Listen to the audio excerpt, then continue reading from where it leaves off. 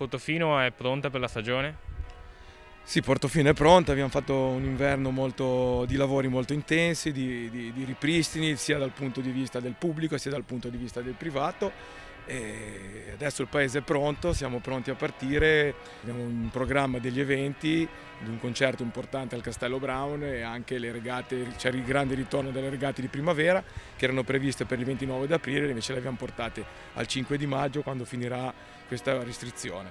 La stagione turistica non possiamo permettere di perderla perché in ballo c'è veramente l'economia di un paese, l'economia anche di tutto un Tiguglio, di una regione, perché Portofino comunque dà tantissimi posti di lavoro.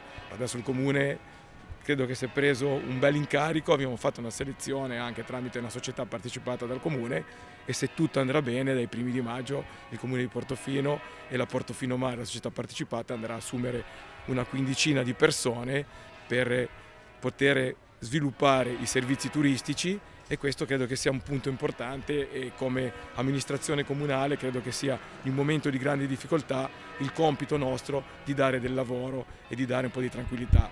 Il fine settimana pasquale com'è andato? Gli alberghi erano chiusi, c'era qualcuno aperto? Surreale. Va bene, nel senso che le persone hanno capito che devono fare degli sforzi per arrivare all'obiettivo che è quello di partire al più presto e devo dire la verità, una grande bellezza perché c'era un silenzio incredibile, si sentiva il rumore del mare, delle onde, del vento e però dall'altra parte un vuoto, un silenzio che faceva riflettere. E qualcuno nelle seconde case è arrivato, ovviamente prima della restrizione e tutto, comunque qualcuno in più c'era di persone? Sì, guarda, noi abbiamo più che altro seconde case che sono stanziali da mesi già a Portofino, che hanno deciso di venire a lavorare con lo smart working dalla loro casa di Portofino.